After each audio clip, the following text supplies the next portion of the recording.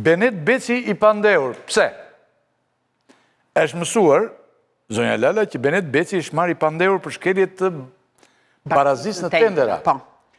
Kur ka ndodhur kjo dhe përse nuk është raportuar më parë, sepse ka akuza që nuk është raportuar për shkak të zgjedhjeve? Kështu thot PD-ja. Sepse ky është problemi i madh. Zoti Rakipi, ata kthejnë pak shiritin mbrapsht, është raportuar me detaje në studion tuaj, që në muajin nëntor të 2024 s'është marrë zoti. Po unë ta kam shpjeguar me detaje që në telefonin e gruas e Evis Berberit janë gjetur komunikime, që zoti Beci po hetohet për funksione jo si kryetari i Bashkisë së Shkodrës, që ka një tender që ka të bëjë me zhvillimin e sektorit energjetik. Pra, do më thonë, PD-ja zgjohet nga gjumi pas 7 muajsh apo 8 muajsh edhe thot, jo, por nuk është raportuar. Media e ka raportuar që zoti Beci, ajo çfarë... Pretendonte për këtë gjë. Në lidhje me çfarë? Pretendonte fakti që prokurori kishte kërkuar zgjatje të hetimeve. Po, këtu pastaj po. Ky fakt nuk ishte bërë publik si çdo fakt tjetër. Jo, zgjatja e hetimeve nuk bëhet publike. Po, para 3 ditësh, 4 ditësh u bë publike zgjatja e hetimeve. E bëri avokati i tij, i cili doli dhe foli publikisht dhe tha që... Po pra, e tha publikisht, sepse avokati tha, unë do ta kundërshtoj... Ndërkohë që për zotin Beci, nuk u bë publike fakti që... Sepse zoti Beci nuk e ka kundërshtuar në gjykat faktin e zgjatjes hetimeve. Zoti Beci është pajtuar me sa duket me atë gjë, a duhet të flasim ne për standardet, hajde diskutojmë, sepse për mua në këndvështrimin tim, nëse një kryetar bashkie shkon nën akuzë zyrtare, në këndvështrimin tim duhet minimalisht vetë të mos jetë në detyrë. Pra vetë personë. Dakor? Pra këtë gjë, por që nuk është raportuar, kjo nuk qëndron. Po të thoshte edhe në toni pak më përpara, pra pse nuk zbatohet e njëjti standard.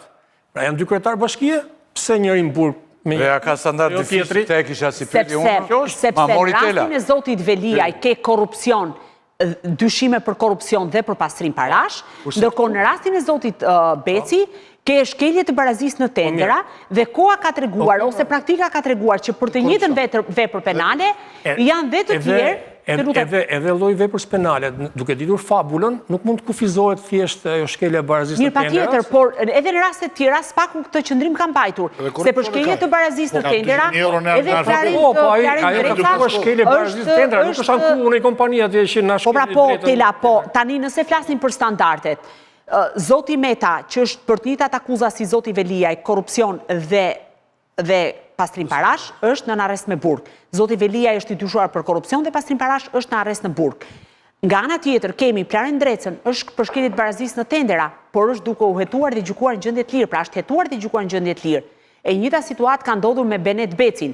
A duhet kishte çështja e Benet Becit një interes më të lartë publik? Po, duhet kishte, si nga media ashtu dhe nga opozita, sepse praktikisht ishte njëri i cili ka drejtuar gjithë fushatën në qarkun e Shkodrës. Po këtë debat ta bëj me veten Partia Demokratike, jo me median. Media ka raportuar gjatë gjithë kohës në mënyrë korrekte. Tani çështja është, a ka, të lutem, a shkojmë ne, jo, te argumenti po qëndroj pra. Po heq pra, po heq po thash e saksova. Argumenti është që është bërë një tender dhe janë shkelur drejtat e kompanisë humse, apo argumenti është që drejtori i rrugëve bashkë me të shoqën e vet komunikonin me Benet Becin, drejtor të Keshit, dhe i thonin do bëjmë një tender që do bëj 800 euro, 800.000 euro, 400 t'i marrin ata profesorët e Avardit, këtë pjesën tjetër ta marrin ne që jemi pa shkollë. Kjo tash, kjo është shkelje barazisë në tendera? Jo, nuk është shkelje barazisë në tendera. Prandaj prokurorët e kanë shtyrë. Prandaj prokurorët e kanë shtyrë hetimin për të siguruar prova. Dhe mbi gjitha u gjet ky pasazhi i SMS-s për të hapur, por ndërkohë KLSH-ja përpara kishte bërë denoncimin dhe ajo në raport. Edhe thoshte, Keshi ka bërë një tender dhe ka kërkuar zhvillimin e strategjisë energjetike, ndërkohë që e ka bërë qeveria shqiptare një vit përpara. Kështu që gjithë këto parat harxohen kot, sepse ata që e bën këtë zhvillim e strategjisë u bazuan në ca materiale interneti, u bazuan në strategjinë e qeverisë shqiptare që kishte bërë me donacion të USAID-it, dhe këta harxuan 800.000 euro dhe i ndanë me njëri tjetrin. Sikur se keni lexuar, ju e kam lexuar dhe unë. Problemi është që kur ti lexon që ai po hetohet për një akuzë që ka të bëjë për shkeljet barazisë tjetër, ti kupton që nuk janë gjërat ashtu siç duket. Ose si duhet jenë. Por ne nuk e dim pjesën tjetër se si po vijon. Ne lexuam akuzën atje. Por ne nuk e dim fare pjesën tjetër. Prokurori që kërkonte zgjatjen atyve me këtë akuzë Ashtu që nuk e dim pse ky në gjendje të lirë dhe pse ai në burg. Ka që të zdim në. Jo, kjo është shumë e thjeshtë, se njëri ka disa akuzat të rënda, tjetri ka një akuzat më të lehtë. Këtu Asë edhe Abileka, edhe Tela nuk janë antarë të Partisë Demokratike. Por këtë dyshim... E kanë edhe unë atë Jo, e dyshim. kanë Dhe unë po e ngrej. standart të dyfisht. Të lutem, dhe unë po e ngrej. Por po të them që në rastin e zotit Beci, lajmi është raportuar korrekt dhe është raportuar në të gjitha etapat. Problemi është, të lutem, nga media pra nga media. Se ky ishte diskutimi, se është raportuar. Tani, problemi është... 300.000 euro do i marim ne analfabetët. Në 2 klas shkollë. Po, jam shumë dakord. Tani, në rastin e zotit Beci, a duhet të ketë hetime më të thelluara dhe të shkoj shumë gjërgjëja dhe të hetohet, sepse zoti Beci ka mbajtur pozicione shumë të rëndësishme në kesh, në fondi shqiptar zhvillimit e tjera me radhë. Po rrezik të helmohen provat në këtë rast, ka? A rrezik të helmohen provat? Po, për mua po. Për mua po. Nëse prokurori ka gabuar, ka gjukat, ja kthej çështjen, ti sugjeroj gjukat si paraprak, si që ka bërë në rastet e tjera, për hetimet më teshme. Po kush e tha që nuk ka, po bëja sqarimin me zotit Veliaj dhe zotit Beci, për shkak të akuzave që ato kanë.